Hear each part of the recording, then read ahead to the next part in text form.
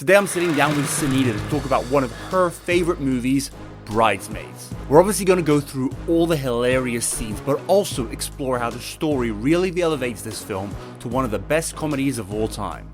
We'll have in-depth chats on all the major characters, including how Bridesmaids launched Melissa McCarthy's career into the stratosphere. And I'll go through the plot from the point of view of Helen to show how that turns the movie on its head, along with your perception of her. But for now, sit back, relax, and welcome to my film club.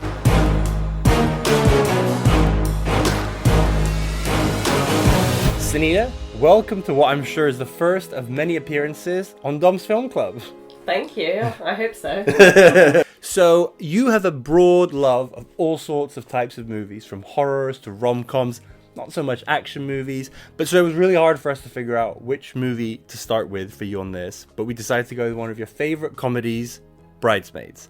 So let's start with, why does this movie mean so much to you? So, a lot of reasons. Great to see a movie full of a lot of very talented, very funny women, and they're just hilarious together. But I think that what you think the movie is about is not what it ends up being about. So the main kind of theme of the movie, I think. The one that the title might even imply. Exactly. Which, on the face of it, seems like your kind of typical, at the risk of sounding sexist, typical kind of chick flick. And it's just so much more than that. So, yeah, I'll stop there so I don't say too much. The reason Sonita is stopping there is because we're doing the first few minutes spoiler-free. So if you haven't seen this movie yet, you can watch the first few minutes without it being ruined. Or if you haven't seen it in a few years, listen to the beginning with us, decide if this is a movie you want to go and watch or rewatch, and then come back and join us for the rest of the trip, and we'll make it very clear when we pass the spoiler line. So when did you first see this movie? Did you see it in the cinema?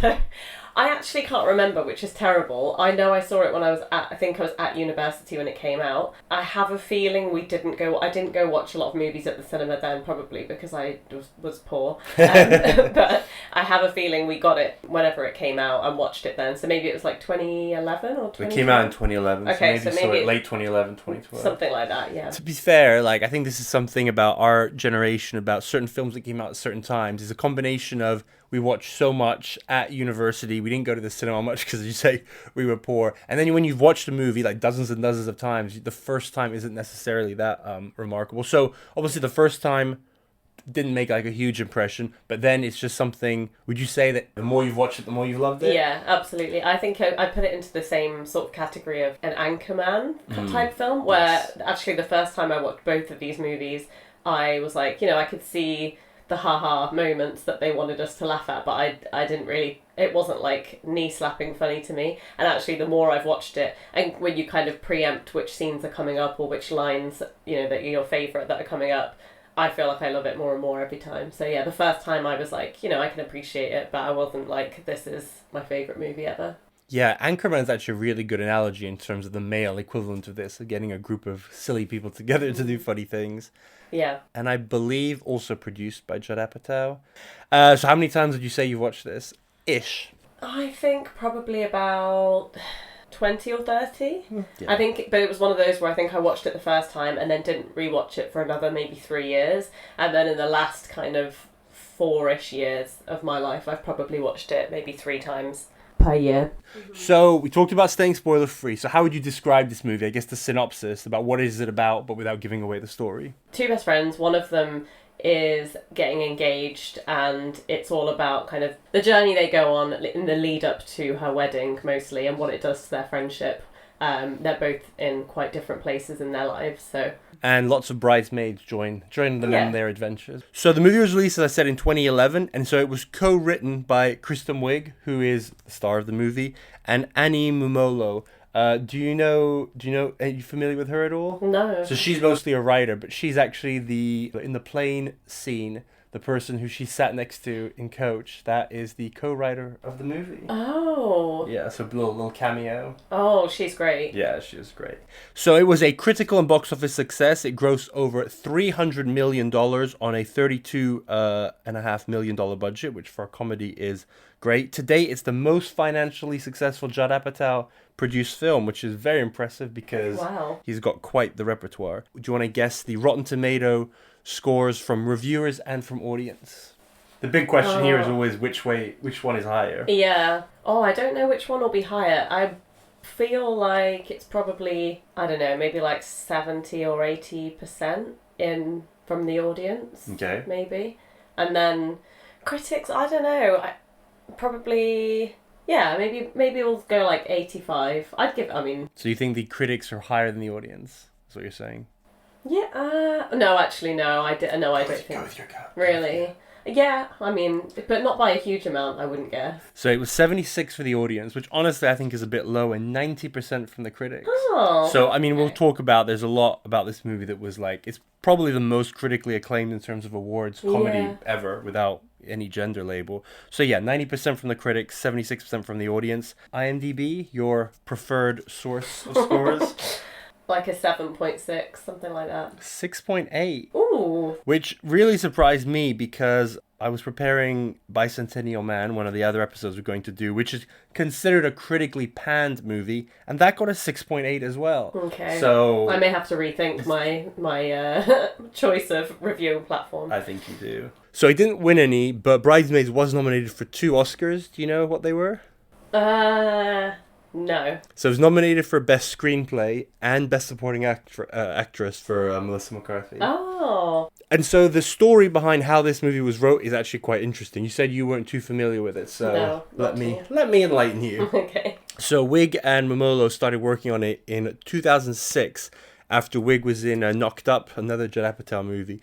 And I've heard this on other podcasts. Apparently, Judd Apatow has a very good skill of kind of spotting funny people, and he tells them, and so when he's worked with them, and he'll basically say, I'd like to make a movie with you, go and write something funny. And apparently that's what happened with, I didn't know this until I did this research, that's what happened with Steve Carell in 40-Year-Old Virgin. Oh. That he had seen him in, probably, I don't remember which smaller role, but he basically said, go ahead and write something starring yourself, and we'll see what we can do. And obviously that worked out. So the two of them wrote that script together while Wig was working on SNL. And then the script kind of circulated around. Apparently it was like reworked quite a lot. They did table reads. That's where some of the actors like Melissa McCarthy got involved. The director, Paul Feig, he saw the script in 2007. Keep in mind the movie didn't come out until 2011. And he wasn't a very successful director. But apparently Judd Apatow was like, this is the movie for you. He didn't, the director didn't direct any other Hollywood movies for the next 3 years. He assumed this movie was dead. And then one day he got the call and he's like, it's on, it's greenlit, and you're on. And the rest is history. Wow, I would not have guessed that. I would have guessed it had been directed by someone who was like really in the flow of doing these things. No, I know. You'd obviously, again, spotting Judd Apatow's skill here is spotting talent, writers, comedians, directors. One of the funny things is that at his lowest point, the director, during that 3-year point, he directed a McDonald's commercial starring Donald Trump. Oh, dear. Well, hopefully this was a slight step up. Yeah. So again, the director, he went on to direct Melissa McCarthy in The Heat, Spy, Ghostbusters, and he also made A Simple Favor, the Blake Lively movie. And Last Christmas, the Emilia Clarke Christmas movie. So yeah, So I think one thing we'll talk about more when we get into like the actors and stuff is that this Kristen Wiig was already, she hadn't starred in anything big before, but it brought together a lot of people that were sort of on the up and up, and then just exploded from being in this movie. So before we do the spoiler line, the last question is, Sonita, who should watch this film? What kind of person and what mood would they have to be for you to say, you've got to watch Bridesmaids? Well, now that it's become such a frequent viewing choice for myself, I'd say it fits quite a lot of moods. It's me when I'm hungover, it's me when I need cheering up, it's me when I'm actually in a good mood, but I'm like, I could do with some laughs anyway. And I think where people may have thought in the past, like I said before, that it's sort of directed at the female audience, I would argue it's actually for women, for men, for teenagers, but I think it's definitely this people in their kind of 20s, 30s and 40s, men or women will appreciate it the most, and yeah, just if you want a good laugh, basically. We'll probably talk about this more in the story, but I think what is interesting is that you saw this, as you say, as like a late teenager, so basically very, very young adult, but it is about kind of the period we are in now, in your late 20s into your early 40s, of that transition from being like a childish grown-up to being a real grown-up. You mentioned there, and this is where I get to lend some of my expertise in a chick movie, about what the experience from a man's point of view. I don't remember the first time I watched it, but I definitely had seen it maybe twice before I met you, and I'd positive feelings about it, but it isn't something that I would have gone out of my way to watch. It's not something that I watch with my boys on the boys, but it is. But having watched it, exactly like you said, I remember I never had it's not like one of those that I changed my mind from watching it with you. I had good memories. We've probably watched it once a year since we've been together, and every time I've enjoyed it. So I do think it's obviously going to have more of a hook for women because it's going to appeal to the female friendship, to the whole bridesmaid-bride relationship and stuff. But, you know, any man who appreciates just comedy in general, absolutely like recommend. And yeah, it's a great movie. So now is the spoiler line. So if you don't want to know the details of the plot, what happens at the end, details about the characters throughout, this is your time to stop, pause, go ahead, watch the movie, and then come back to the video, to the podcast, however you're tuning in today, and come with us for the rest of this journey. But you've been warned. So now that we've crossed the spoiler line, let's start with the entertainment value, which, I mean, arguably there are some movies where the entertainment value might be kind of a weakness. That, it's beautifully made and it makes you think, but I'm kind of bored. This movie is not boring. No, not at all. It's hilarious, and I think actually we'll go on to talk about the specific scenes, but this is actually one of the few movies where there's not really one hilarious scene that I can point to, or even like a top 3. I think there's actually like 15 to 20 of my favourite scenes, which I can't really say for any movie. So yeah, thoroughly entertained from start to finish. Yeah, it's one of those. We'll talk about the story next, but one of my all-time favourite comedies is 22 Jump Street, and that is just basically silly scene after silly scene. You could tune in at any point and stuff, but I'd say what kind of I'm not saying I prefer this movie more than 22 Jump Street, but I can appreciate the fact that as well as just being a roller coaster of comedy, this movie does have a really good story behind it. So you can kind of watch it in that, okay, that's that funny scene, but then they're kind of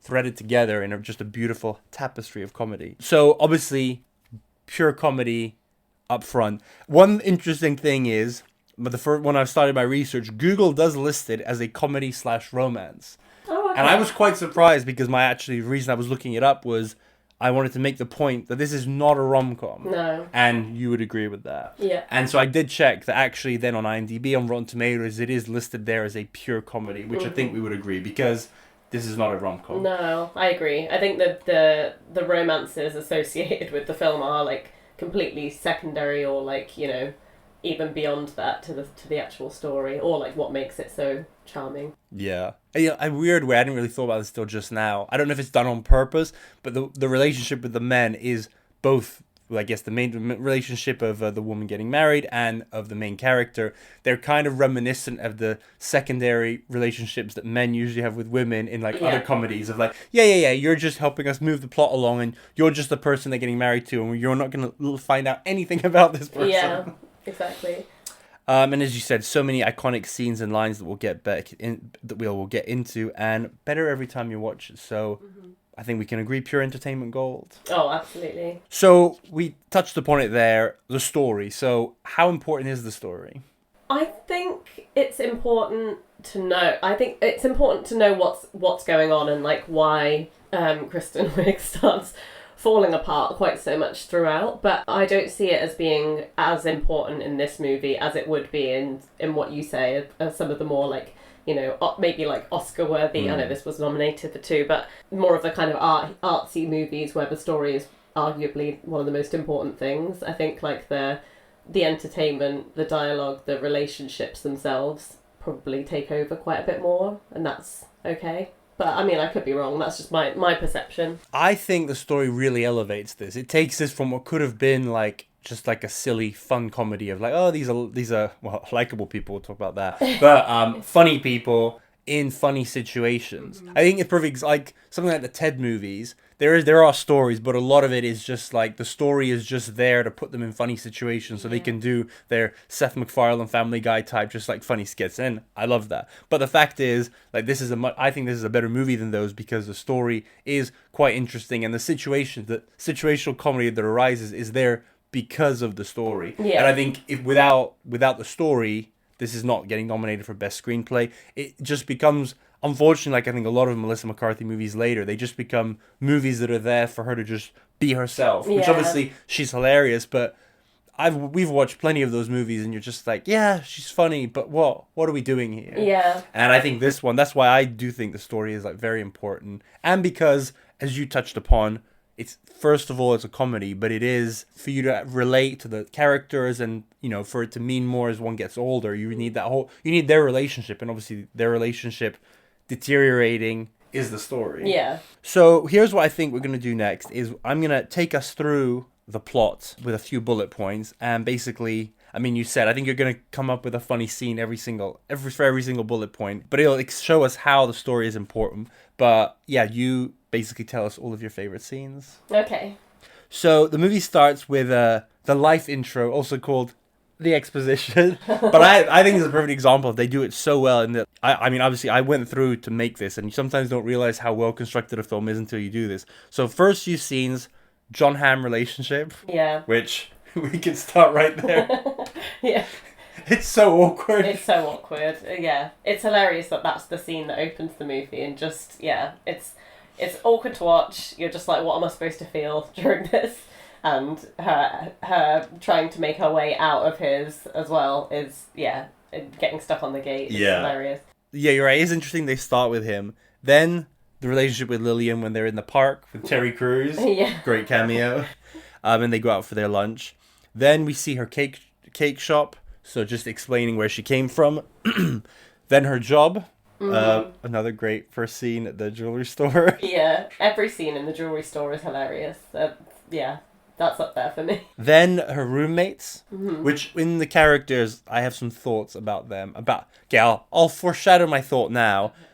I understand why they're necessary for the story, but this movie is almost 2 hours long, and I do feel like it could have been like 10 minutes shorter, and there's just a lot in it, so I'm not even saying, this should have been done differently, but I would question if maybe they needed as much screen time. Obviously, I'm very glad Rebel Wilson's career started off the back of this and wouldn't change that for the world. But in terms of purely their amount of screen time, we'll talk about this more in the characters, but I do wonder if there was a bit too many characters because there's a lot. Yeah. And that's how the movie ends up almost at 2 hours. Yeah. So yeah, that's basically the exposition. So she's sleeping with this guy who is a complete dick. She has a relationship with her best friend, is probably the only good thing in her life.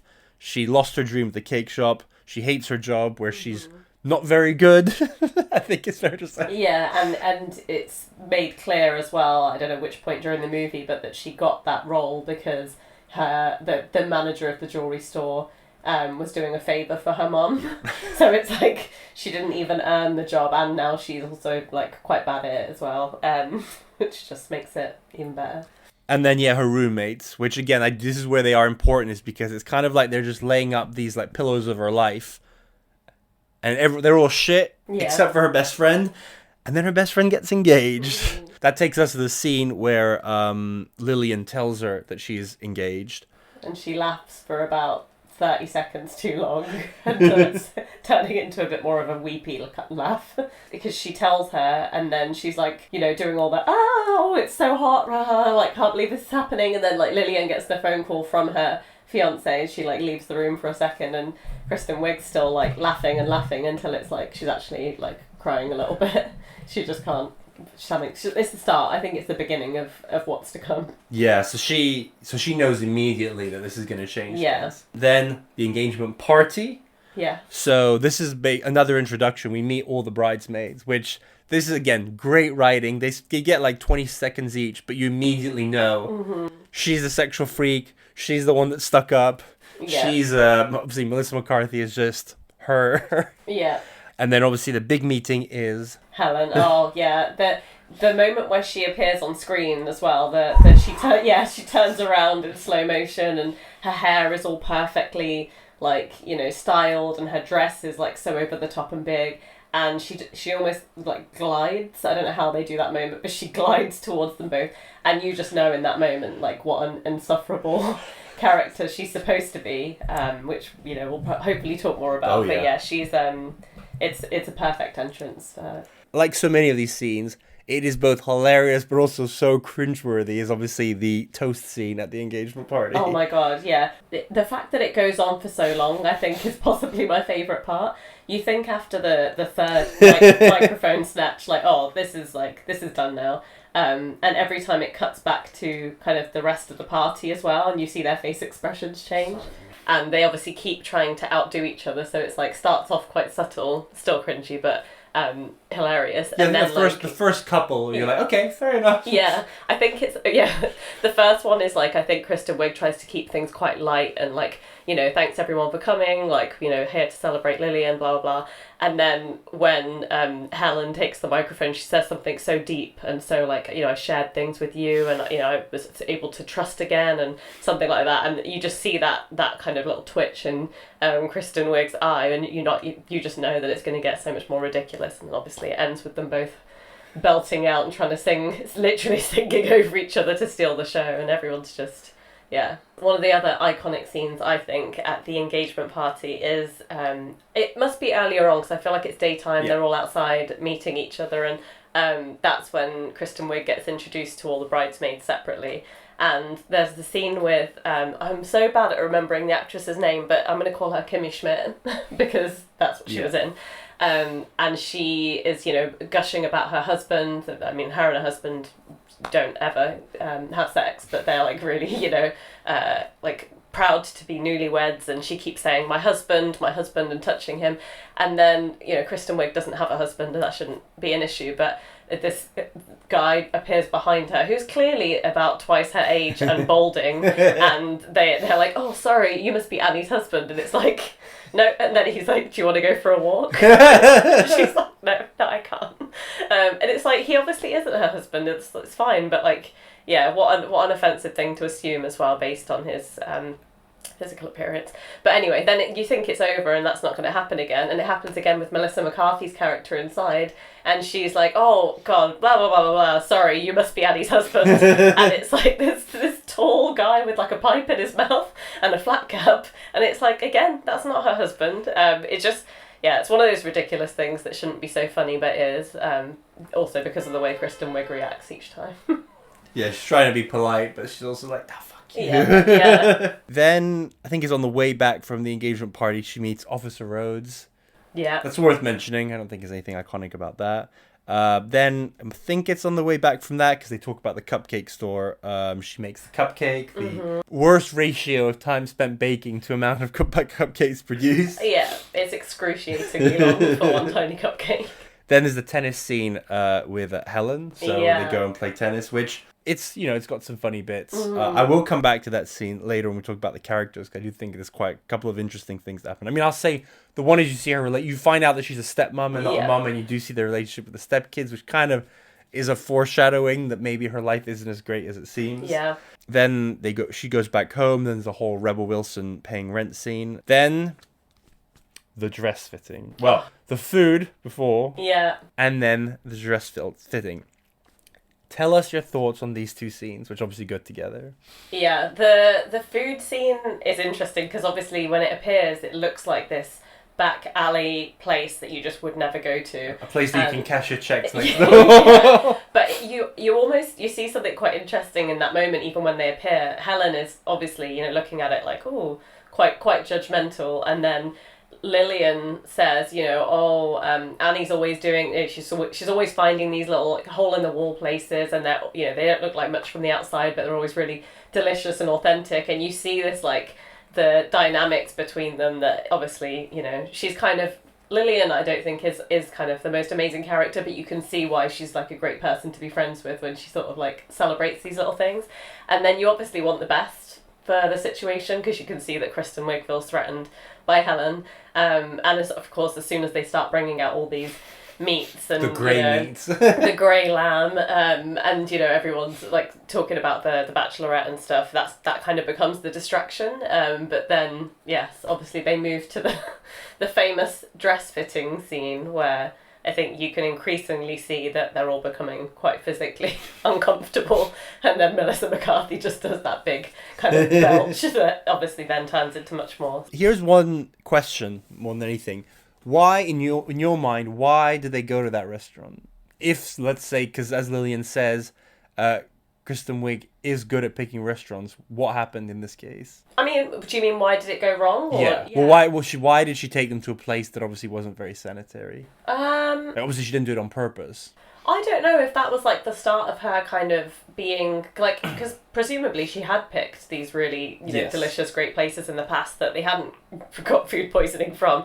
So maybe this was the beginning of her kind of almost breakdown in a sense, where she's not focusing and she is letting the ball drop because she's so distracted by her, oncoming rock bottom. I don't know necessarily. I don't think I've ever given that much thought. So the only answer I'm not 100% sure, because in the very quick dialogue outside, when Helen says about the cash checks, Lillian says she's really good, then Annie then makes a comment, I can't remember what it is, basically about it being really cheap. Yeah. So obviously part of her being nearing rock bottom is the fact that she's financially struggling. Yes. So I think she makes that decision based purely on saving money. Yes. Which obviously is not how she should. You're exactly right. That's definitely what it is. Because you notice the theme of her being very kind of stingy. I was going to say thrifty, but stingy works too throughout the movie, including in the dress fitting as well. Yes. So, taking us back to the dress fitting, I'm not a fan of poop scenes. Like, when I actually see poop in comedies, I'm not, I get it for some people, not for me. But you don't actually see any in here, so that's good. You see some puke, which apparently was a mix of oatmeal and stuff that they used. But it is very heavily implied. Yeah. But I feel like it's implied so well. Yeah. Like, they act it so well, it's so funny, that if you think about the movie you saw it a couple of years ago, you're like, nah, surely you see some diarrhea at some point, but no, you don't.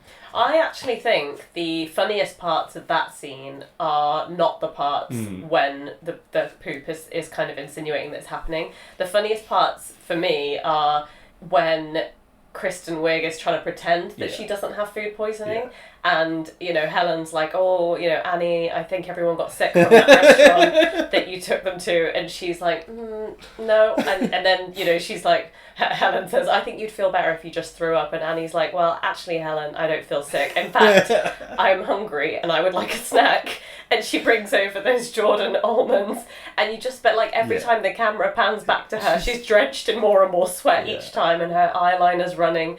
And it's just like the absolute dedication for her to be proving Helen wrong is literally physically impacting her so badly. Yeah, that bit. I think that, again, that's one that maybe you saw it the first time, maybe wait a few years, then you're like, oh, I know what happens in this scene, and you're looking away because there's so much happening. Yeah. But this last time I was really focusing. Like you say, she gets like 50% sweatier every single time, and her face, and Helen's just very funny. I tried to feed it to her. And then obviously it culminates with Lillian shitting in the street. That part, I do think, of all the shitting scenes, I do think that one's funniest, because you see like everyone's just losing their minds. The women that work at the actual dress store are like, no, don't go anywhere with that dress, don't ruin that dress, and then it's just her trying to make it across the street, and obviously just like going down like a tear each time until she's basically it's happening, and it's just like Annie's like, oh, you're really doing it, aren't you? You're shitting in the street. It's just, I think out of all the shit scenes, that's actually the funniest. Yeah, and I will say, again, going back to my point about the story being important, there could be a movie where this happens, and that's just a funny thing.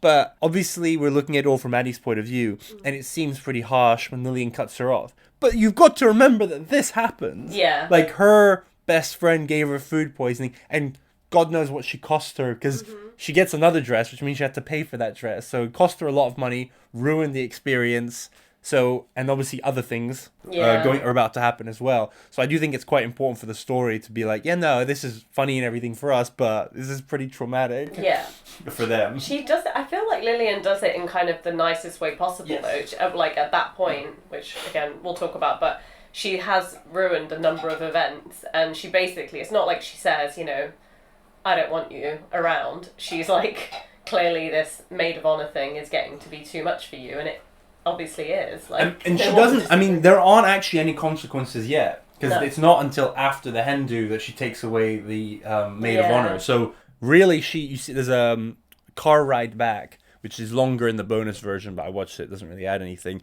and she's just like shook, as you would be, for all the things that just happened. Yeah. But there isn't really anything, there are no ramifications. And maybe that's the problem. Maybe Annie needs to have consequences for her fuck-ups. Yeah. And because she doesn't, she goes along. So, do you remember, this is quite interesting, do you remember what happens after she drops her off, like what the next scene is? Does Annie go, oh no, Annie meets up with the cop, I think, after the Bachelorette. Maybe there's... So, she goes back to John Hamm. I think she Oh. literally, it cuts from her letting Lillian out of the car to then her rolling over in bed in John Hamm. With John Hamm, Right. which is quite interesting because it clearly now shows she has a pattern. Yeah. Whenever things are shit, she goes to a man. Yeah. Which at this point is still John Hamm because she's only just met Officer Rhodes. Yeah. So, and he then treats her like shit again and kicks her out. Then she bumps into Officer Rhodes again. Mm-hmm. And that's when they hang out properly and get to know each other. Yeah. So that's a nice scene. And that actually, when you're watching it for the nth time, you're almost like, this isn't fair. She just ruined her friend's dress fitting and now she gets to have sex and then meet this like lovely guy. So to her at this point, there's like no alarm bells or anything. Yeah. Then the hen do happens. Well, by the hen do we mean the trip to the hen do. Yeah. Here's a fun fact. I think I said it to you last time and I've said it before. I wish I'd seen them get to Vegas. Like that would have been funny. Apparently, I don't know in terms of drafts how far it got along, but initially they were planning a scene in Vegas. Mm-hmm. Do you know why they didn't go ahead with it? No. Okay, I'll give you a hint. This movie came out in 2011 and that's very relevant. Oh, was that a Hangover thing? Hangover came out, I believe it was in 2010, and so they probably knew about it when they were writing it, or it would have come out when they were shooting it, whatever. And they basically decided they didn't want this movie to become known as the female Hangover. Right. Which, even if it was just a 10-minute scene, it absolutely would have. So they just decided to get rid of it, which to me makes a lot of sense, because it does feel like there's almost something missing. But I'm glad they didn't, because we got the airplane scene. Oh my god, the airplane scene's one of my favourites. So, just to remind our listeners, are they all in business class except for Annie? No. It's just the only two that are in business class are Helen and Lillian. Helen's paid for Lillian's ticket. Right. The rest of them are all in coach. But I feel like Annie is still away from the others. Yeah, they're sat separately, but they're all in. Okay, but she's like right at the back. Yeah. So, but she freaks out. Are we told that she's scared of flying? Yeah. But that's when they're actually planning the Bachelorette, and Annie suggests Lillian's old like lake house or whatever. Everybody else is like Vegas, especially the mom that's got the 3 boys who, she wants to get away and really blow off some steam and wear her new tube top, as she says. And then I think one of them says to Annie, "Oh, I know, you're something about we have to fly there, but it's going to be fun." And so like it implies she's got this fear. So Lillian and Helen are obviously sat in business class together, and Annie's got this fear of flying. She is sat next to a woman who I don't realise co-wrote the script, who's also hilarious and terrified of flying, it seems. And she says, I had a dream last night that the plane went down, and she's like, "You were there." And it's like, you've just met. How could she have been in your dream? But that's actually one of my favourite lines from this scene. And so Annie then comes over to Lillian and I think is basically, trying her best to get rid of whatever nerves it is that she's feeling. She's not allowed in business class, and they make that very clear to her. And, Helen does the whole, "Oh, Annie, do you want to take these pills? They'll make you feel a lot better. Just, knock them back." And so she does, and then she doesn't feel them kicking in. She has a glass of scotch, which then means the pills really do kick in, and she turns into this really loose and disruptive cabin passenger, basically, which we can talk through. I think most of the scenes on the plane are, in fact, all of them. The whole thing is comedy gold. From the moment that I think multiple times she breaks into business class, and one of the times, which is actually on my T-shirt, she sits down. Our eagle-eyed viewers will have noticed that by now. She sits down next to what looks like a Spanish man, and she's already been told to remove herself from business class, and the flight attendant comes over and she's like, he's like, "I thought I told you to get out of here," and she's like, "No, it's not me. I'm not her. I am." And then she looks across at the Spanish guy and she goes, Mrs. Iglesias." And it's like, "You're not Mrs. Iglesias." And then he obviously tells her to leave, and that's when she's like looking at his name badge that clearly says Steve, and she's like, "Stove, what are you, an appliance?" And he's like, "My name's Steve." I love how offended he gets, even though he knows that she's like fucked up, and she's like, "No, my name is Steve. I'm not a stove." Yeah, but it's also the best. One of the best parts about it is when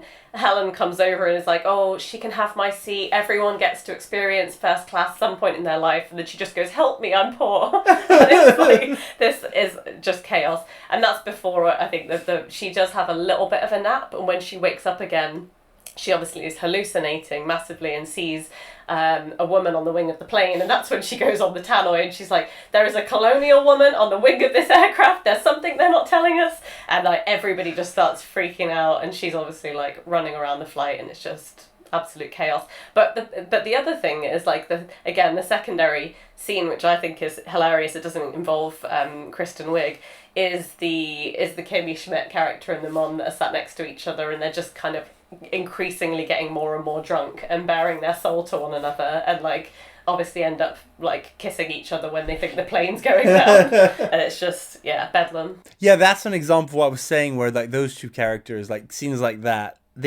the movie didn't need them. Yeah. So it's like, if you want to make it shorter, you could have like cut scenes, but they are really funny. Like Yeah. I'm no part of me is like these characters weren't good and should be taken out. It's just that they pad the screen time. Another really good line that I love in that, I don't have the exact line in front of me, is when Helen says, "Oh, there's a much better sense of community in Coach." Another one actually, I can't remember exactly what it is that Helen's talking about, but it's something like, I do this all the time, and it's really great. And then Annie goes, "Oh, you do?" And it's like, that is talking about a quotable movie, like this whole, "Oh, Helen," like, "Oh, you do," and it's just like one of those things that I probably say like multiple times in my annual life. And I think it's so subtle, but like applies to so many situations. I think when she leaves the engagement party and before she gets pulled over, she's doing like a whole imitating Helen thing. So that's kind of an ongoing. You live in Milwaukee? I'm sorry. Yeah. Oh, so good. But I think that when I was reading the background about them cutting the Vegas scene, that they were a bit, like, the producers were a bit worried. But then I think Kristen and Annie wrote, I think they particularly mentioned there's a colonial woman on the wing, and people read it and were like, "We're going to be okay. This is going to be hilarious." She's a traditional colonial wear. And then there's the whole, we haven't talked about this, but then there's like Melissa McCarthy and the whole like... yes, let's like, I forget what his...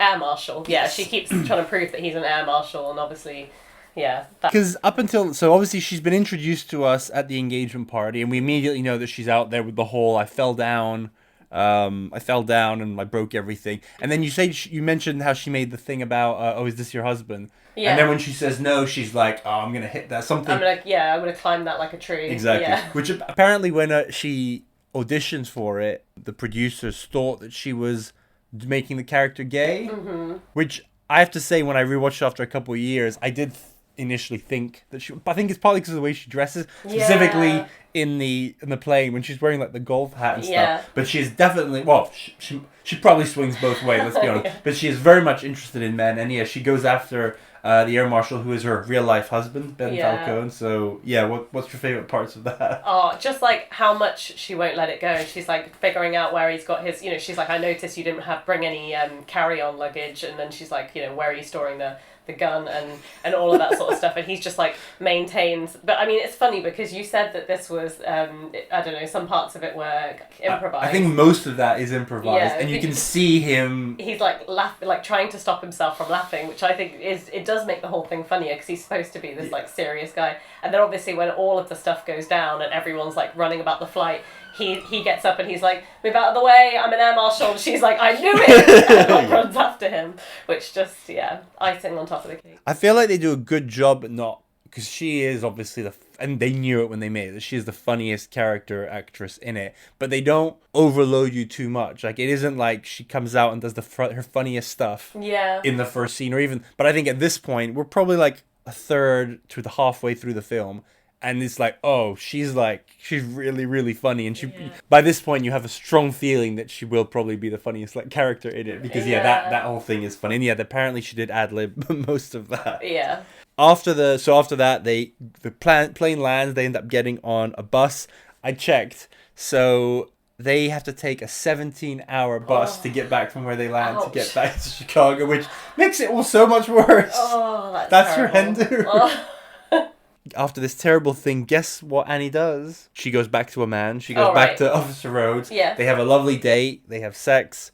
Then What is it that makes her freak out? So she wakes up in the morning, and you get this a few times throughout the movie. He's like, obviously was a big fan of her bakery, and he talks about the cream puffs. He's like, you should really, make cakes again. They were great.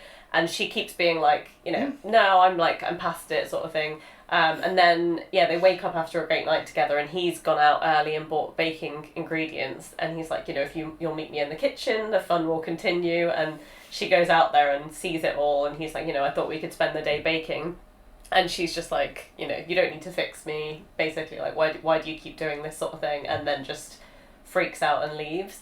But she does immediately realise that what she did was irrational, because she's at that point, Lillian and her are obviously on a bit of a break because The Bachelorette was the last thing they had to do with each other, and she leaves her a voicemail to say, like, I just ran out on this perfectly nice guy, what's wrong with me, anyway, call me when you get this. So I think she's like, she obviously had this big freak out, but she also recognises within herself that she's quite flawed. So a couple important things there. So we don't actually see, I think maybe they talk on the bus, but just like in the car after the wedding, like Lillian doesn't actually really say anything to her. She's just like, I'm just let me have my time. Yeah. And then, so we don't see them have an argument, but the fact that she's leaving her a voicemail, not talking to her, speaks volumes. Yeah. So that's interesting. Then, we're not going to talk a lot. We'll talk about him a bit in the character and stuff, but from a story point of view, I see both sides of the cake thing, because it's like, on the surface, it is pretty basic and kind of sexist to be like, oh, you like baking, you should bake again. So I think we can see why she gets pissed off. But the fact is, she is baking in secret, and she does bake a cake for him at the end. So I don't know if at the end they imply that she's going to open another business or whatever, but it's like he's right, but he's right in the wrong way. Like he shouldn't assume that he's right, even though he actually is. So I do feel like that's a bit of, it is, I think every time you watch it, every time he brings up the baking with her, it is kind of, it's an ick. Yeah. Like, I think it just feels like it's maybe a bit pushy, because like the last time that things were going well for her baking, obviously, was when she had her dream job, her dream business. It was before her initial boyfriend had left her. Like, seemingly at that point, she probably wasn't living with these weird roommates. Like, It probably was like, when life was good, and I don't feel like she's ready to, like, it almost feels quite painful for her to just like snap back into it when all the other parts of her life are such a mess. So it's kind of does feel a bit like it's not up to him to sort of pick and choose. For him, it is just baking, but for her, I think it is more of a signal of when life was like much better for her. Yeah, it's a perfect example of someone kind of having the right intentions. Yeah. He's trying to be nice. There's no denying that. He's not doing it just because he wants the cupcakes, but not at all understanding the baggage, the emotional baggage that comes with it. And again, not to keep hopping on, but I think this is where this movie has so much more depth than a lot of comedies, because, I mean, to be honest, the way you just explained it, the relationship, even I, who sort of understood it, I hadn't gone that deep about the fact that it's not just baking. It represents the life that she lost, which is, deep. And she's not ready. Like, the fact is, she needed, and this is true in life, and it's true in movies, it never works. Like, people, it's all weird, this would be a weird analogy, but it's almost like someone quitting drugs or quitting any sort of addiction. They don't just do it because someone tells them to. And even if it's something very compelling, like your kids or your wife, or like or losing your job, a lot of these things that happen to her, but people have to come around on their own. She needs to rediscover baking for her reasons, not because some guy that she just met is like forcing her to do it. Yeah. But so this is where things are really going to shit. So obviously her life started pretty badly. Now she's pretty much lost Lillian. There's one guy who was nice to her, treated her well. She's like sabotaged. Then she gets fired after the second. Well, I don't know if there's others, but the second iconic jewelry scene. Apparently, originally it was 10 minutes long. Wow. And I haven't, but we need to try and find that 10-minute long scene somewhere. I mean, I think it's about as long as it needs to be, but it is great. So do you want to take us through what happens there? Yeah.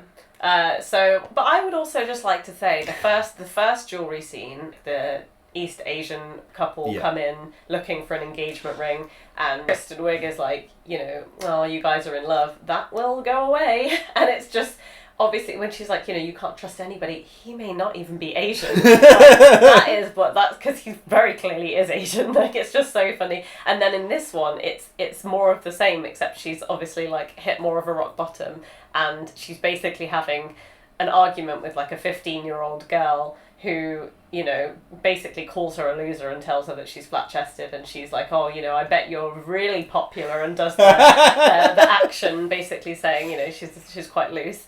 And then it ends with her calling her the C word, and it's like, you know, that's obviously what deserves a firing, especially given that the store owner was just doing a favour for her mum. And yeah, you just see her cleaning out her locker, and then obviously she has to move back in with her mum, which she said multiple times she wouldn't do. I think she even specifically says that will be her rock bottom moment if it happens, and then it happens. And it is. Yeah. So she hits rock bottom with her mum. Do you want to take a moment on the mum and the scenes with her? Yeah. There's so many great characters in this movie, and obviously most of them are hilarious, but the mum is, you know, for the few scenes that she does have, I think, is just excellent. She mentions, you know, that she's divorced, so she's obviously divorced from Annie's dad, and one of my favourite lines that she says is like, you know, he's probably with that new whore, Barbara.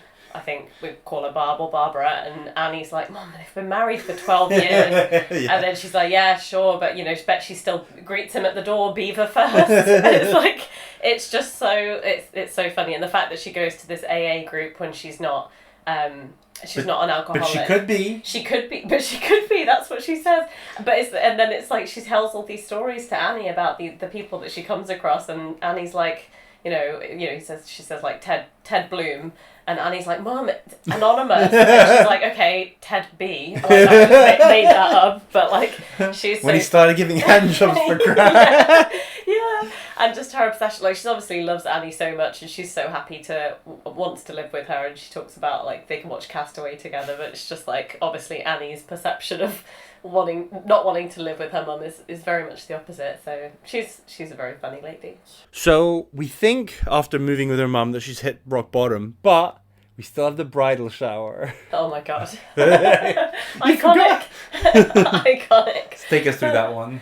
Oh my god. Okay, so what we didn't mention earlier was that when they're eating the greyish lamb before the bride dress fitting, they're also talking about what they should do for the bachelorette, and I think or bridal shower at that point. But basically, that's when Annie talks about Lillian's always wanted to go to Paris, so we should do something about with a Parisian theme.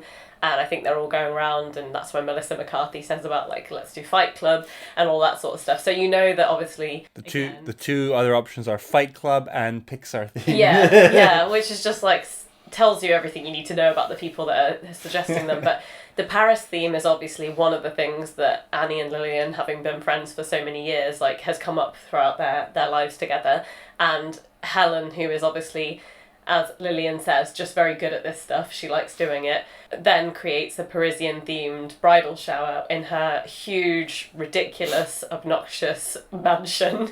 And this scene that just basically is Annie's complete unravelling, like absolute rock bottom, and it's amazing to watch. I think actually when she first arrives, there's because there's such a long drive in to get to the mansion, that there's somebody halfway down the lane that's giving out this fresh pink lemonade, so and she's like, oh, actually I don't have a cup holder.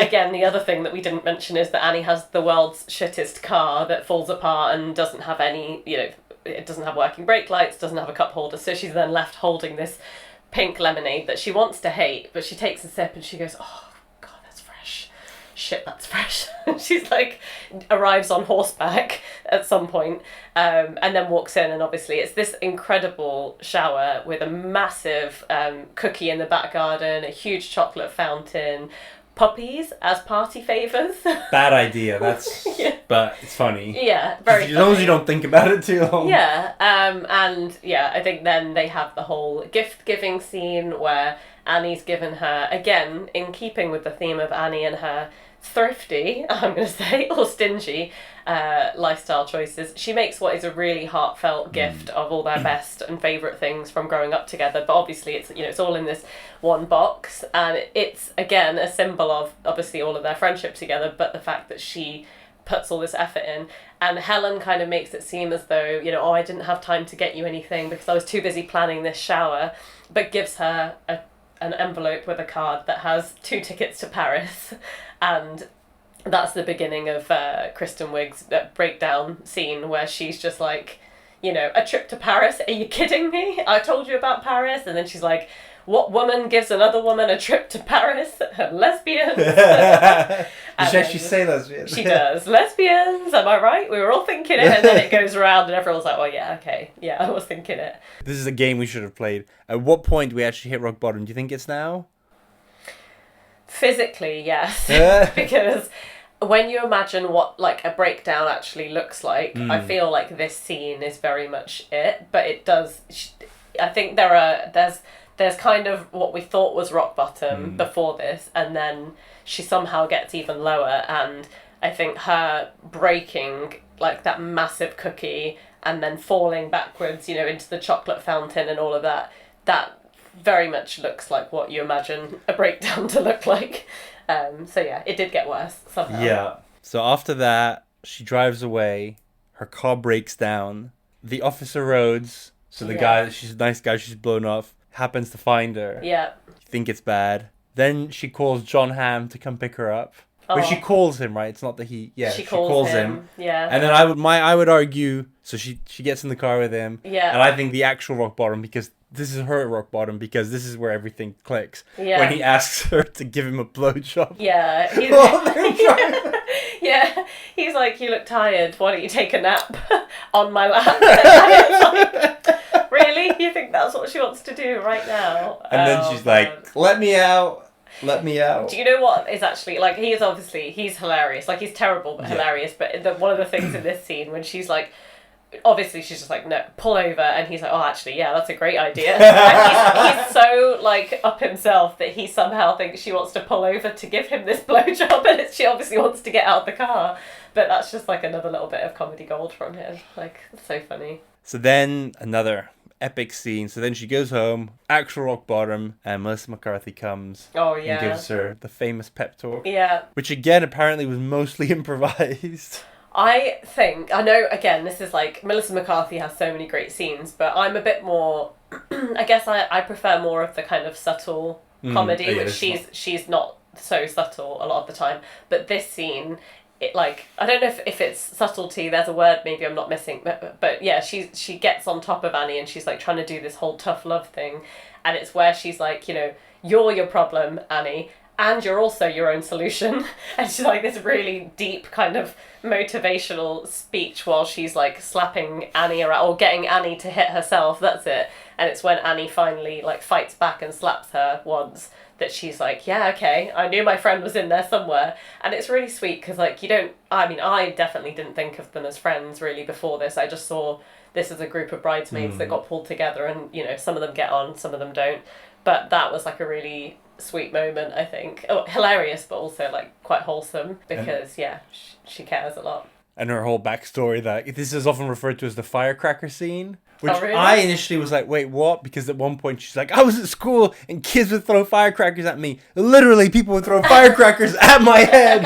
And do you think that'll hit me down? No. Yeah. And so there's actually a really interesting story behind this scene. In the original script, so like very early on, they didn't have this because it's very much a scene that you need a Melissa McCarthy to exist to do. Originally, this is so weird, but also kind of makes sense, even though this is better. Initially, there was going to be some sort of telesalesperson who was going to be calling her throughout the movie from India. Yeah. And she was always like blowing them off. And apparently she was going to get a call at this point, and she was going to try again. And that person was just going to have a go at them and be like, no, I don't know what they were supposed to say, but I can imagine it's like, no, I have been trying to call you all this time. Maybe she was going to moan about her life. And she's like, your life is not that bad and you need to do this. And she was going to be the person to kind of like slap her around the face. Right. But I think as soon as Melissa McCarthy came on board, as I said, she was involved early on in the table readings. They were like, nope, it makes a lot more sense to take this character rather than it just be this random character that we don't really know who does it.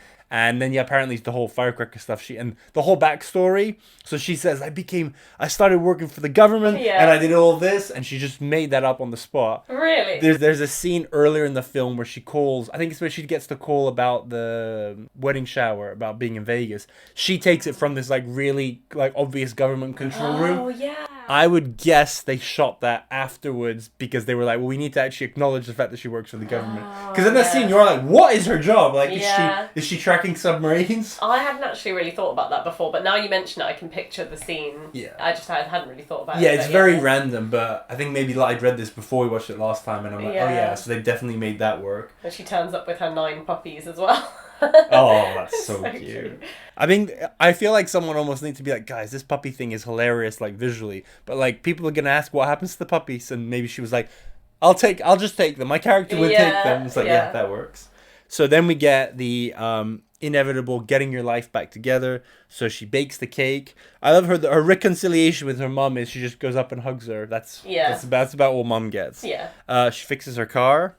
Apparently, I saw this online. Apparently, someone checked. So, as you're right, she drives a really old, shitty Toyota. Mm-hmm. Fixing those taillights would have cost something like $125. So, this big thing that she never. I mean, that kind of does symbolize everything's wrong with her. So she doesn't fix that one little thing. So she does that. But she also, when she's fixing her car, does introduce the Bill Cosby guy to her mum, which is supposed to, I guess. Yeah. Oh, you're right. That's a selfless thing. Which, yeah, I'm pretty sure she hasn't done anything selfless to this point in the film, so that's a really good point. Then gives the apology cake to the... raccoons. Yeah, exactly. That was the word I was looking for. And then Helen comes to her looking for help. Yeah. This is a very anticlimactic bit, because it's this big thing, is she lost? And then it's like, yeah, no, she's just at home. But obviously it's to get her and Officer Rhodes back. Also her and Helen, that car ride is a very important scene. It is. Yeah, what do you think of that bit? I think it's such a great scene, because that's where Helen is crying, and she's actually like she's doing this whole like trying to tear herself down to make herself more relatable to Annie, and she's like, and I think nobody actually really wants me at their weddings. They just invite me because I'm, really well organised.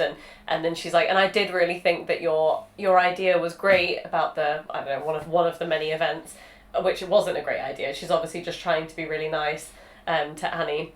And then it's the moment where Annie looks across and sees Helen crying, and she sort of laughs a little bit, and she's like, what? And she's like, oh, you're a really ugly crier. and Helen's like, what? No, I'm not. And then she looks at herself in the mirror and she's like, no, I still look really pretty. I think so. I'd read that scene a little bit different. I think the stuff about, I mean, you said tear stuff down. The stuff about people basically just use me, I think that's totally true. Yeah. And then she says, she gives a really heartfelt apology. And I'm a big fan of a true, genuine apology. Yeah. It's one of my favorite things about Popstar, which is another Judd Apatow produced movie, is the apology scene at the end, which starts off being bullshit, but then it becomes like, it's the sort of apology no one ever does in real life. Yeah. And similar here, she literally comes clean about everything. There's even stuff that, and we'll talk about this more later, because I have very strong feelings about this and like the characters, of stuff that she did not for the reasons that Annie perceived them, but she apologizes for, I know it seemed like this, and it might have come across that. So she fully explains herself, she brings herself down, she apologizes. But then the funny thing is when she goes too far, and she's like, I don't think that food even gave us food poisoning. Oh, that was it. I was like, there was something that she says that's completely wrong, and it's like, no, that definitely... That food was really good, and your dress was... And she's like, no, the food, like, and she's like, it. I shot myself. Yeah. You're right, and the dress you picked I thought was actually really pretty, and it's just everything, every choice that Annie's made, she's basically just like, it was all great. I think she says the dress thing right before she says about the food, and at that point you're like, oh, that's really nice, but then she says the food thing, it's like, okay, now I don't know how much of this you actually believe. You've gone too far. But and then obviously she talks about her husband never seeing him, the kids hating her, and basically being lonely. And you do just have this massive... I think this is where you rewatch the movie very differently after having seen that scene, because you just... Basically, you knew... Everything you knew about her was from Annie's point of view, and then you kind of get her point of view, and it's like, oh, very... Very tragic character. Complete opposite of where Annie's at in life, but almost just as tragic. Yeah. I also think with the two of them, it's such a contrast from like the tennis scene where they're sat talking about like, oh, do people really change? And Helen's like, yeah, I think people do change. And Annie's like, yeah, but I think they actually stay the same when we're changing. And it's like, it doesn't make sense. But then Helen obviously comes straight to Annie when she can't find Lillian, because she's like, you know her really well. you might know where she is and all of that stuff, and it does show that, like, quite a lot. I think her insecurities all of a sudden about how their friendship is the kind of it's flipped on its head, because you think it's meant to be Annie that's feeling insecure and that Helen's got all her shit figured out, and then I think at this moment you realise, you're like, oh no, she's been feeling this way probably the whole time, but just kind of covering it up a lot better.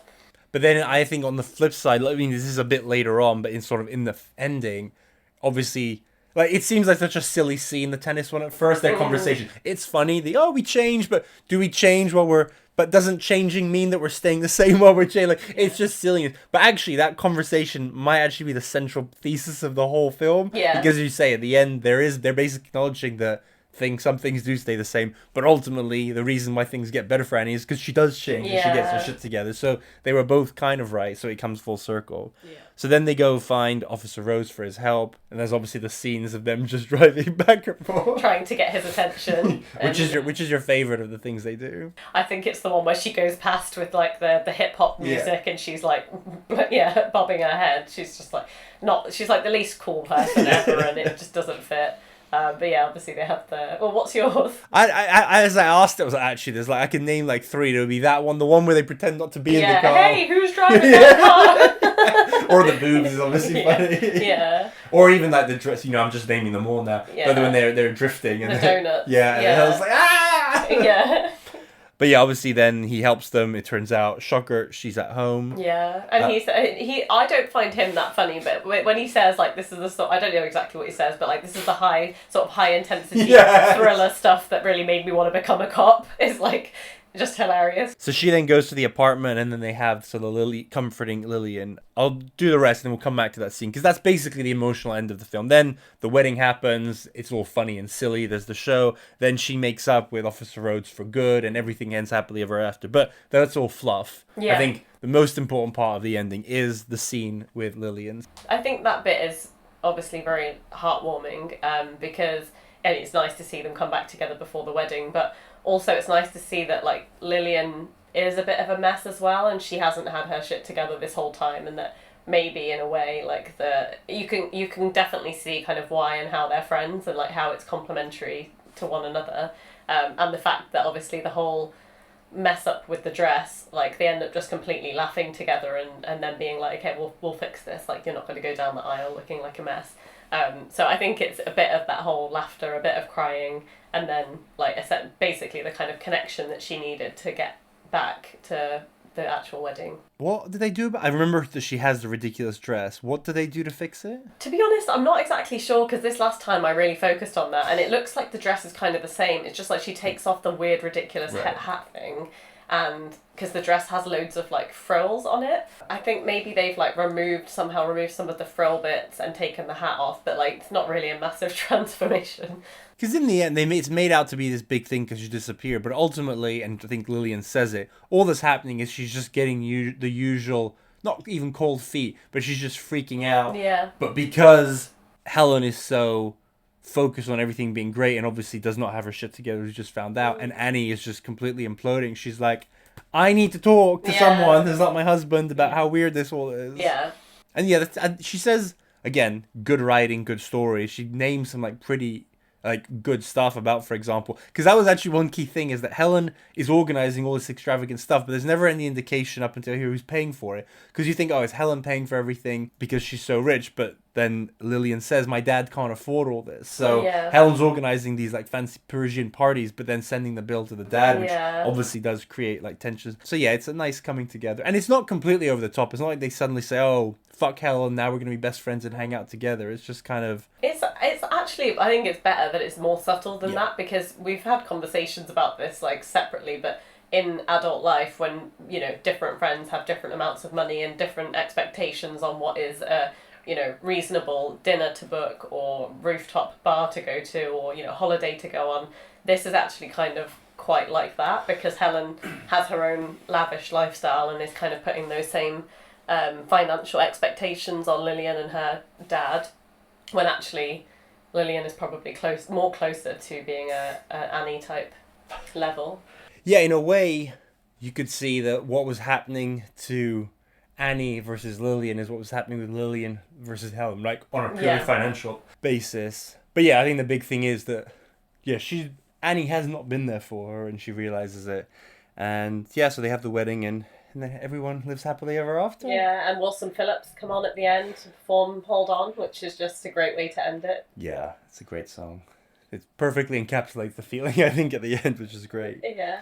Any scenes that because there's just so many, any scenes that we've missed that you want to touch upon? Nothing that I can think of off the top of my head. There's just so many. Yeah, well, we'll delve a little more now into the characters one by one, so if there's some that we've forgotten, we can go into that. Yeah. So, we're going to start with Kristen Wiig, so Annie's character, and then basically we'll work our way to Melissa McCarthy, who was the biggest revelation, we'll say, of this film. So, I mean, we've talked about her character, but we'll do a bit more. Let's start with from Kristen Wiig's character. So she was in the middle of her SNL run when she was filming this. She was on it from 2005, 2012. As I said at the beginning, Judd Apatow was basically like, "You're funny. Let's write a movie. Like, let's see what we can do." And they made this. When you started watching this movie, were you aware that she was on SNL, and had you watched her in SNL? How familiar with you? I haven't watched her on SNL, and no, I think this was. Well, you said she was in Knocked Up, and I feel like I've only actually seen that a couple of times. She's a news anchor. I think it's a very small role. Oh, okay. So, no, I would have seen her in that, but probably not recognised that it was her when I was watching Bridesmaids, so I think that probably was the first big thing I saw her in. And that is probably true with most of the characters. So, Maya Rudolph, who plays Lillian, was also on SNL. This was her big, so you probably didn't know her either. Rose Byrne, this is pretty much one of her first major American movies. Melissa McCarthy, she'd been on Gilmore Girls, but we hadn't watched that yet. Yeah. She just started being on Mike and Molly. Mike and Molly was another TV show that made her quite big. Okay. But this was like the big breakthrough. So a lot of these people are quite unknown, which is even more impressive that it did so well, because now you watch it knowing all these characters and like knowing all of their tics and stuff. Yeah. But yeah, so I would say that this is Kristen Wiig's kind of the peak of her career up until now, because she's obviously the star. She wrote this. It was wildly successful. And she hasn't really done anything even close to this big since then. No. She's been in a bunch of stuff, but she's never starred. The biggest thing in terms of how successful it's been and how prominent she was as a character was Wonder Woman 1984, where she's the main villain. But yeah, that's still very different. But let's talk about the character of Annie. Hey, how do you feel about her? So obviously, I mean, she's so funny that I don't think I gave it too much thought before. But when you actually see like how she shows up as a friend, and like her ability to like, she's very self-deprecating, obviously, and I think that can help with the comedy aspect. But she's obviously not a bad person. She just makes a lot of terrible decisions, I think. So it can be quite frustrating to watch her go on that journey, or it would be if it wasn't so funny to watch. But I do think she's a very flawed character. I think deep down she's a good friend and all of that sort of stuff, but the way that she shows up in a lot of these situations, like if that was one of my friends, I'd be really pissed off.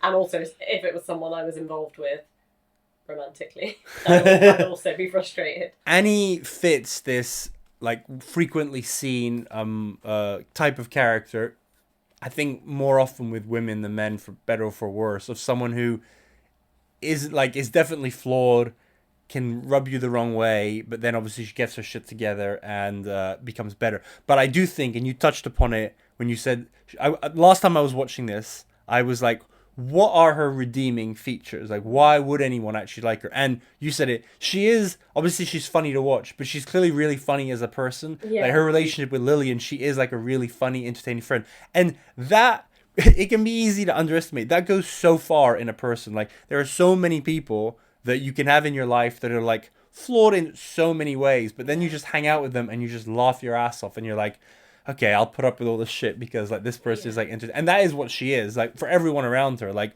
whether it's Lillian, whether it's the other bridesmaids, whether it's Officer Rhodes. Yeah, she's terrible in terms of remembering things, in terms of not being selfish, but she's just funny to be around. And I do like that they have that redeeming feature, because sometimes this archetype character, you are literally like, why would anyone like this person or want to be around them or stuff? So yeah, I think that definitely saves her.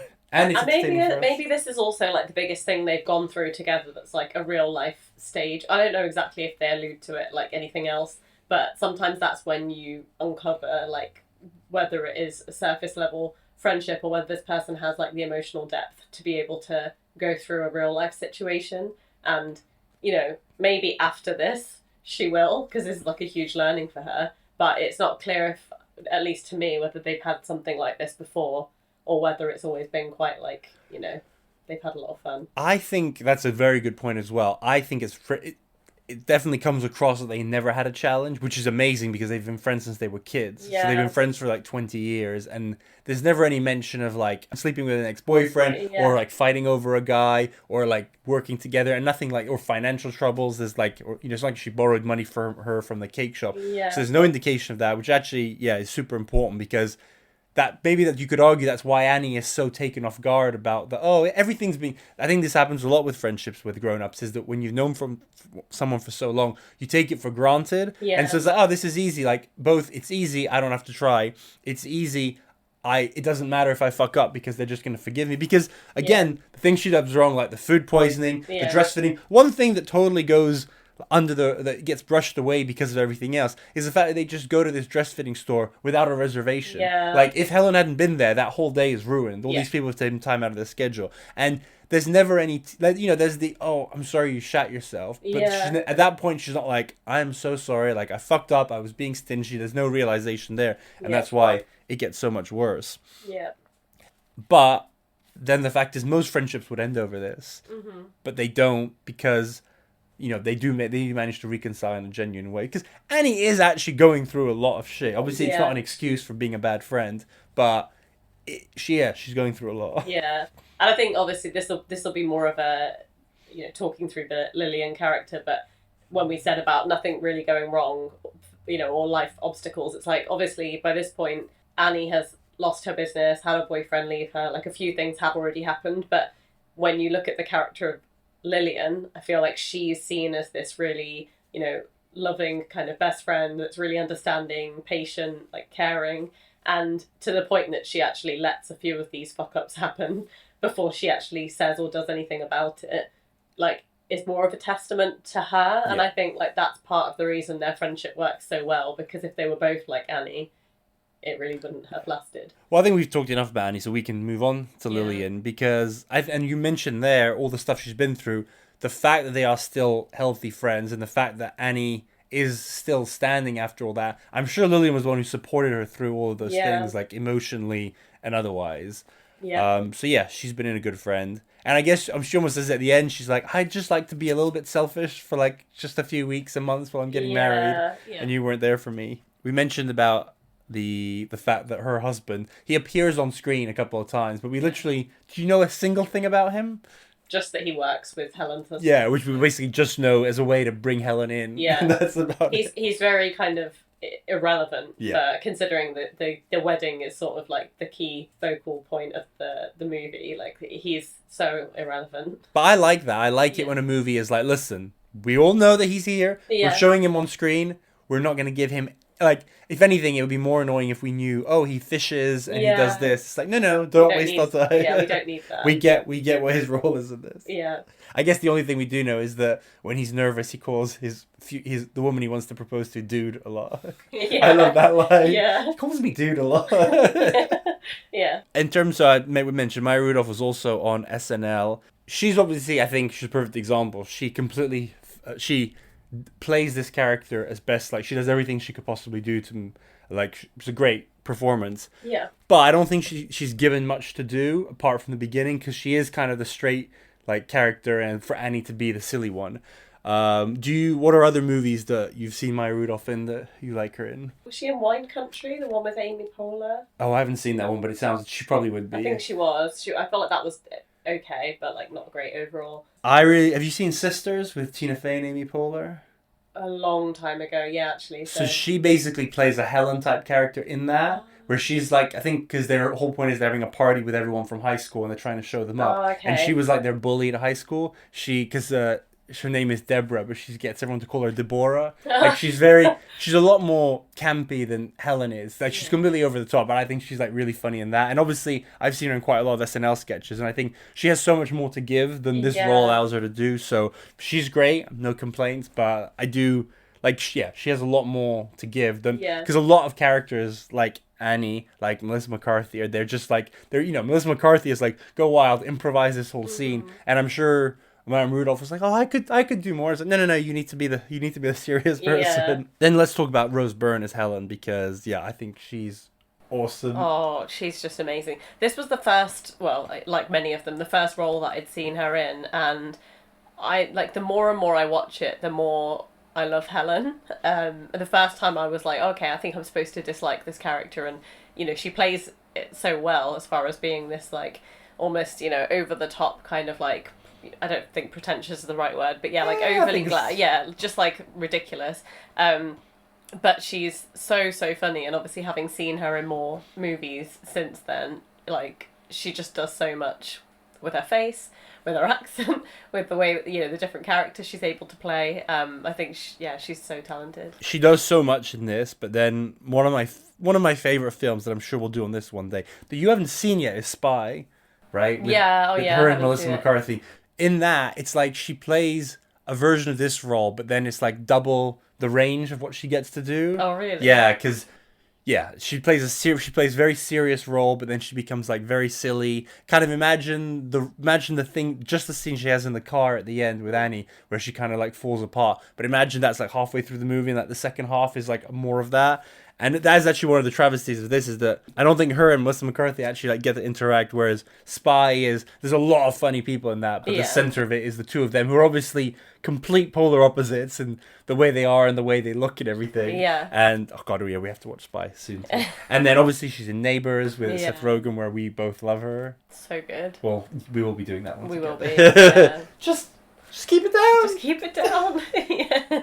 So I think there is a case to be made. Like, Helen is not that bad a character, and Annie is just the one who's terrible. What I did is just a couple of lines, but I've written the story from her point of view. Mm-hmm. Like, basically, if the movie's from her point of view, it's a very different movie. So I bet. I'll do it, and then we can discuss. Yeah. So, from Helen's point of view, she's a lonely, sad wife who's hated by her stepkids and probably drinks and takes pills to cope. She basically, the whole plane thing, I think that is such an encapsulation of what I'm about to say, is that there's so many things, and again, great writing, things that it seems like she's being a dick on purpose, but actually she's not, A, and B, it's actually much more tragic for her. So when it seems like she's trying to drug Annie on the plane, and she's deliberately trying to like fuck her up to embarrass her. That's the way I saw it the first time. Did you? No, I didn't, but I remember you saying that. Yeah. So that's the way I saw it. But then she gives her these pills, and then gives her the alcohol, where it really seems like yeah. But she says, "Oh, this barely does anything to me," which says, "Oh no, you have a problem. Like you're taking pills and drinking every single night." Yeah. So very tragic home life. She's latched onto Lillian, who she's met through work, and Lillian we know is a nice person, and Lillian probably was looking for a friend in this new world of like in Chicago and stuff. Yeah. So she latches onto her to become her new BFF. And Lillian, we know at the end, has some problems, but I'm sure genuinely this, apart from the over-organization with the wedding, there's no indication that she actually hates Lillian or anything. So it's not like Lillian was misconstruing that. But as she's trying to become best friends with her, this childhood friend keeps dragging Lillian down. She turns her toast at the engagement party that Helen organized into a competition, because they're probably both at fault, but I think you can definitely make an argument that Helen speaking once was totally acceptable, given that she organized the whole thing, and then Annie comes back, and that's when it starts getting out of control. Yeah. Then they go and play tennis together. Mm-hmm. Conversation, there's like undertones, but it's pretty fine. I checked this. It is Annie who smashes the ball into her chest first, and then Helen is just reacting. Then obviously the restaurant, which Helen tries to warn them. She's like, I'm not sure, guys. And everyone's like, no, it'll be fine. She's the prudent one who has the salad. She's the one that gets them in to the dress store. Yeah. She's the one that hooks her up for the actual dress with the designer in Paris. She organizes the hen due to Vegas in the end. She has all those things booked for them. She tries to help Annie in the plane. Then she does the bridal shower as well. So the bridal shower I wrote, you could argue that this is the potentially the more mean-spirited thing of stealing the idea. And this is the one that's a bit of a stretch, but I'm still going to argue it. She doesn't actually say, "Oh, I have this idea, we should do this. Fuck Paris." All she actually says at the restaurant is, "Maybe there are some other ideas." And then the other two ideas are Pixar and Fight Club. Yeah. So then that's the end of the conversation. So when it actually comes down to it, Paris was the better idea, and it was more special. And if you were in her shoes, why would you do something else just to prove a point? She did take the better idea. Yeah. She executed it greatly, and she did what Lillian would have wanted. So that seems fair, even though, and again, you've got to always think of stuff not from Annie's point of view, but from the point of a sad lady who just wants to impress her friend. Yeah. And you've got to like kind of, in the same way that you take Annie's side, because we see it, that she's just basically trying to hang on to her friend. Then obviously Annie makes a scene at the shower, so it's like, who is this crazy person who's ruining my life and my friend's life? But then I'd say the most important thing is that then when she loses Lillian, she very quickly swallows her dignity. She basically comes to Annie and begs her to help. As we say, she goes too far, but she comes clean on everything. She apologizes for everything. And then the wedding, and then saves the wedding. The wedding goes through, mission accomplished. And again, obviously we see it from Annie's point of view because that's how the movie is written. But I definitely think at no point, if you think of it that way, that it's like, no, Helen is an evil character. Yeah. Yeah. It's true. And so you were saying how you like her more every time you watch it. Do you mean that you find her funnier, or is that you more empathize with the character? Both, I think. Yeah.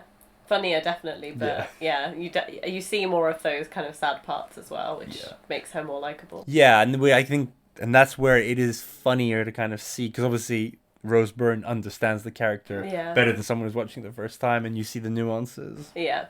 Then there are some smaller characters, and then we'll end on Melissa McCarthy. So Rita and Becca, who are the other two bridesmaids. Right. So the blonde is Rita. Blonde, and then Kimmy Schmidt. Yeah. So they're the ones I say, I'm pretty sure if you cut, I mean, you probably need a certain number to get bridesmaids, but you could probably cut 10 minutes out of the movie if you cut them out. But yeah, they are really funny, so it would be really tragic to do. Yeah. You're a big fan of theirs as well. Yeah, I think the scene they have together on the plane is really funny, and then I think Rita's, like, any moment she's on where she's talking about, like, you know, the 3-hour dinner that she made for her family, and her son came over and was like, why don't we order pizza? And she's like, you know, I've got this, I've been cooking for 3 hours, and he's like, Mom, why don't you go fuck yourself?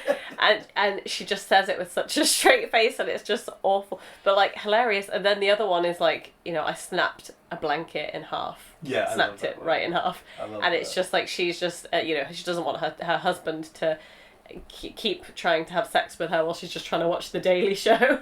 And it's like, so many lines she has are great. But then the scene that she has with the Becca character on the plane is great too. She's very funny, and I think she's the sort of character, if in a weird way, if the movie was less good, if it didn't have Melissa McCarthy and stuff like that, she could have been the star of it. But because there's just so much talent and so many funny people, it's like, yeah, she's great. But that's basically like all you think of in the end. Yeah. Then the other duo is Gil and Bryn, so Rebecca Wilson and Matt Lucas. Mm-hmm. And so I think I said before, they are definitely the ones, because I think Rita and Becca are funnier. Yeah. And I think I said it last time, the whole tattoo scene with Rebel Wilson, like, really, it's quite horrible to look at. So I don't love them, but I do understand that they are important, because the fact is, living with them has to be a part of why her life is so bad. And then when they kick her out, that is like part of her like downfall. So I can see why they're important for the story. Plus, as I said, without this, because Rebel Wilson published her biography recently. She did, and in on the interview, she talks about how this was her first role in the US. She was paid $3,500 for it.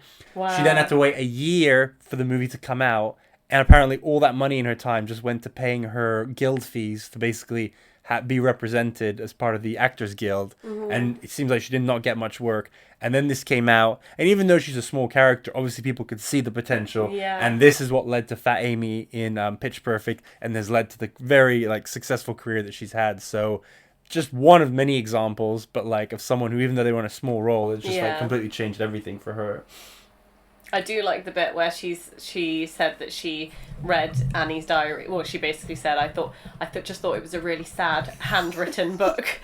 And then they're like, well, if you've got an issue with it, why you should really have a sign on your door that says, "Don't read my diary and don't try on my clothes." Yeah.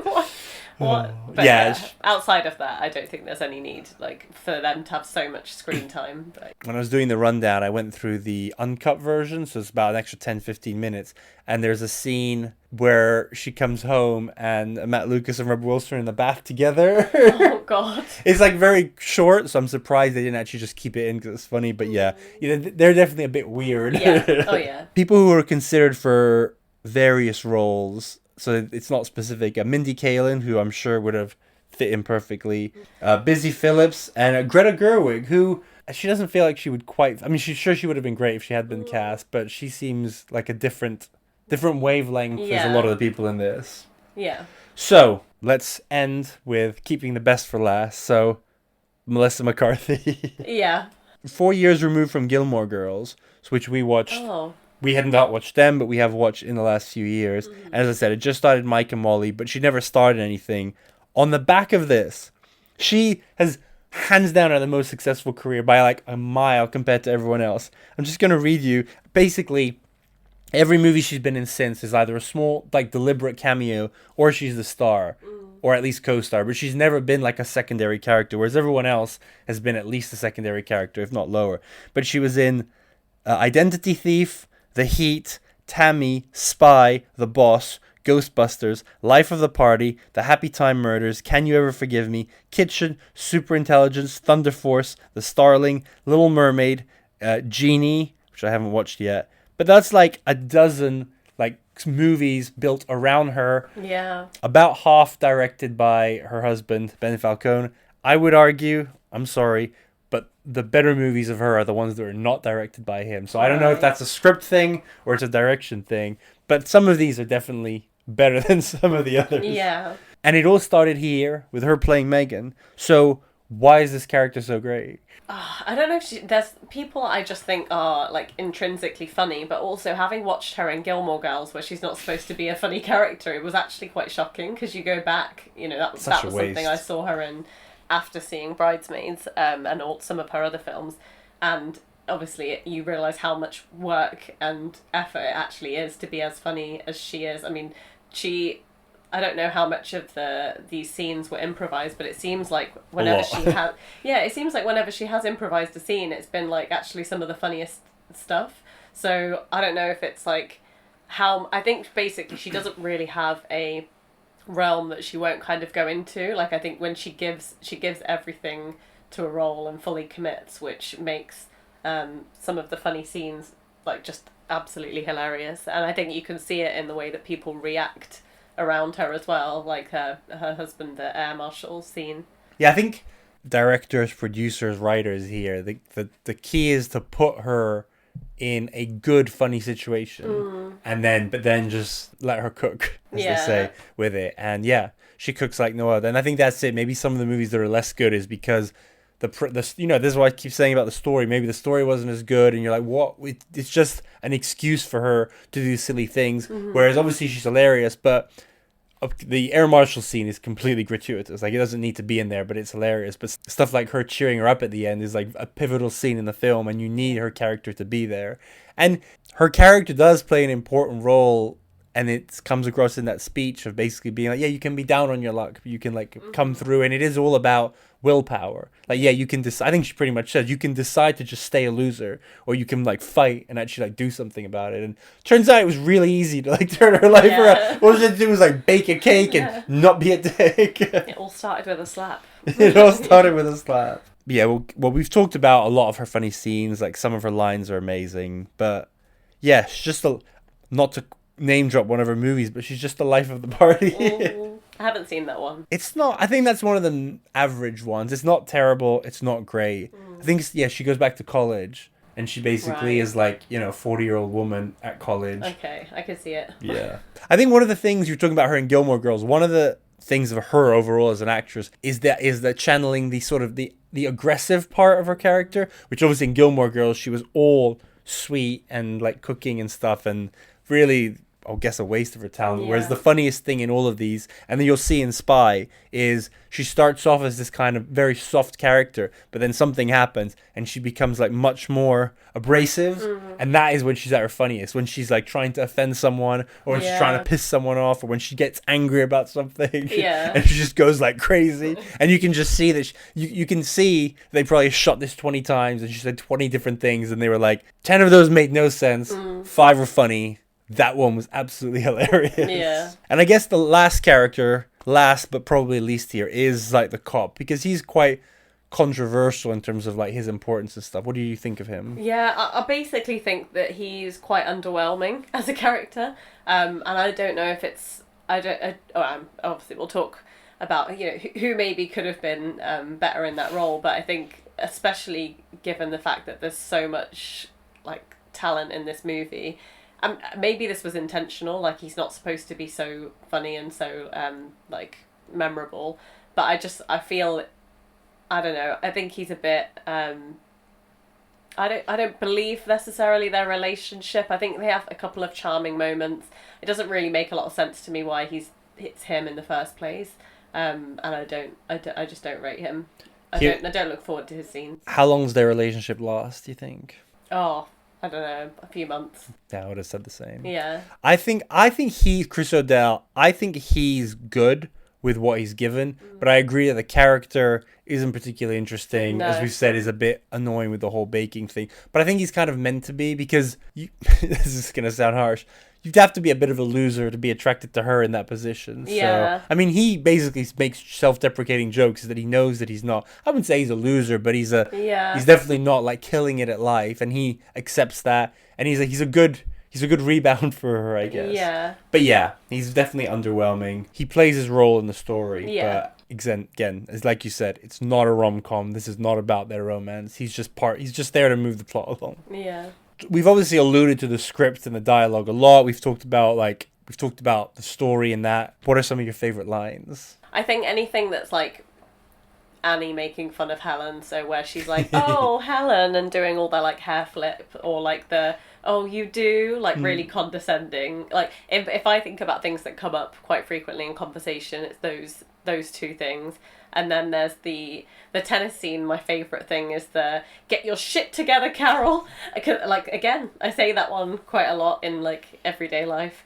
And then obviously the speeches scenes, Consuela, which is like speaking of Spanish, and it's like she just basically doesn't really speak Spanish very well. There's just so many things like that. The little parts that I don't think are that memorable, but the dialogue is just so funny. I remember, this is going to seem like a weird tangent, but it links back. I think it was Arnold Schwarzenegger, because he obviously was famous for his one-liners in action movies, but he said that when they were writing the scripts, obviously he didn't write them, but he was involved, and some of them he improvised, but you never knew when you were writing or even shooting what was a line that was going to become iconic. And something like in Terminator, "I'll be back," that was literally just like he was saying that he was going to be back, and that just became like one of the most famous lines of all time. And so sometimes it can be the smallest line, but anyone who's seen the movie will know that, like, yeah, Carol, get your shit together. Like, I know what that's from. Yeah. One line that I really like, which actually is from John Hamm, who we didn't talk about much, but I think we've said everything that needs to be said.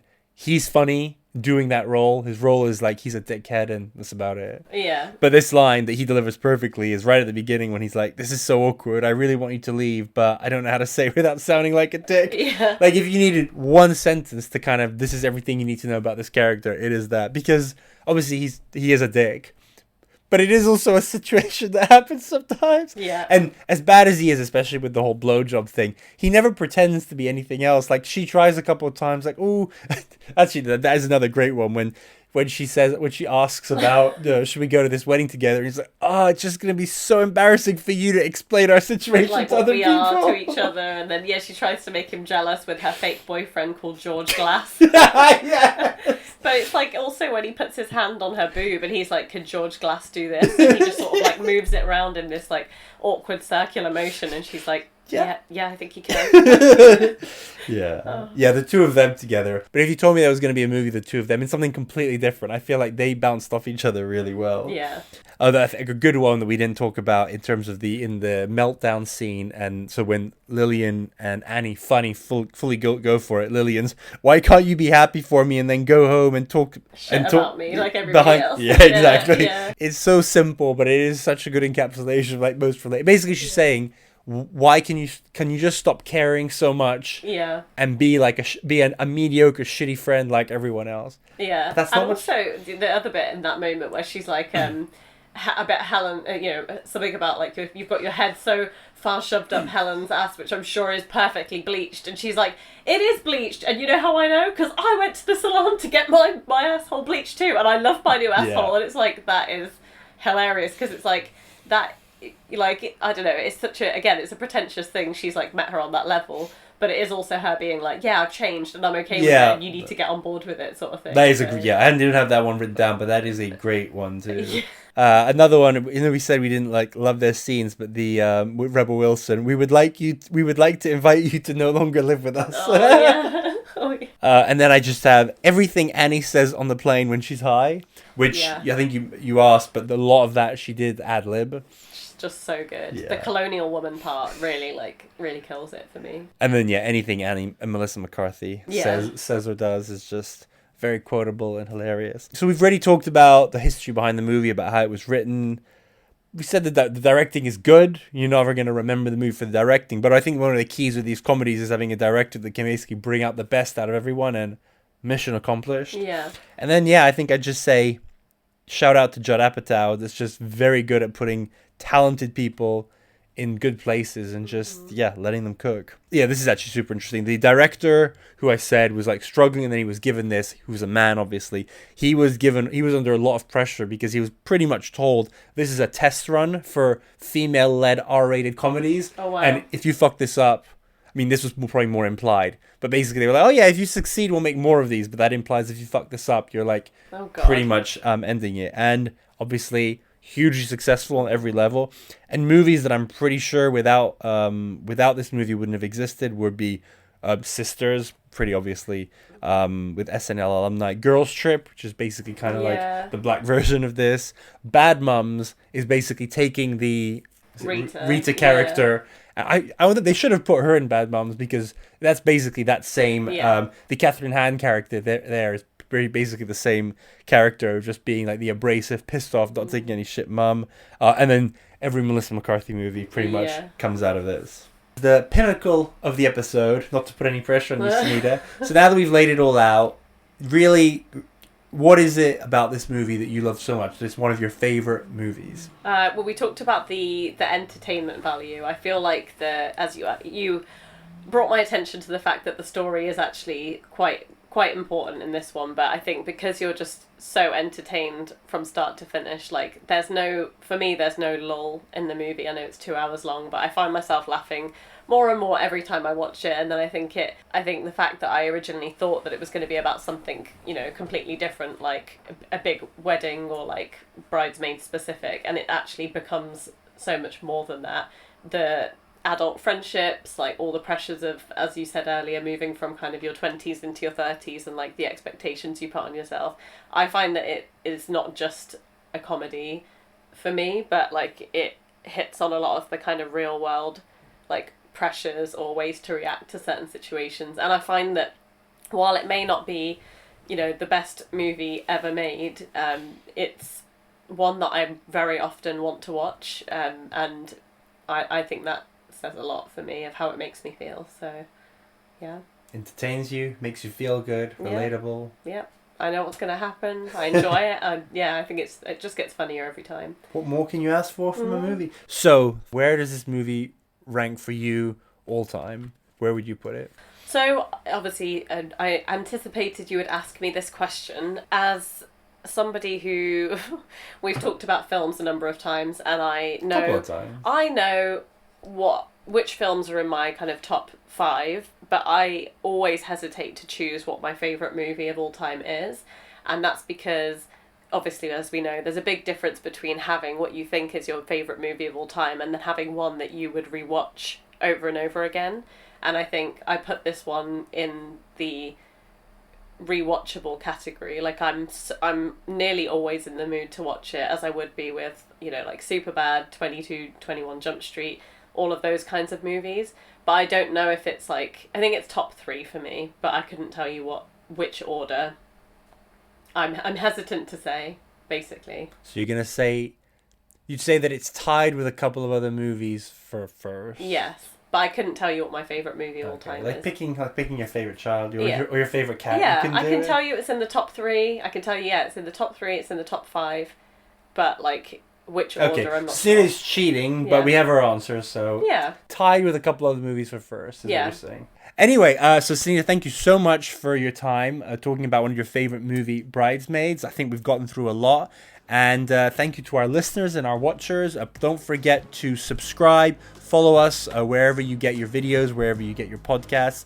Let's give a little preview. The next episode we're going to be taping together is going to be Gone Girl, which is one of my favorites, but it's one of very much the type of movie that Sonita likes. So make sure to follow us everywhere for that in the next couple of months. So finally, Sonita, thank you. Thank you for having me. This has been a lot of fun. My pleasure.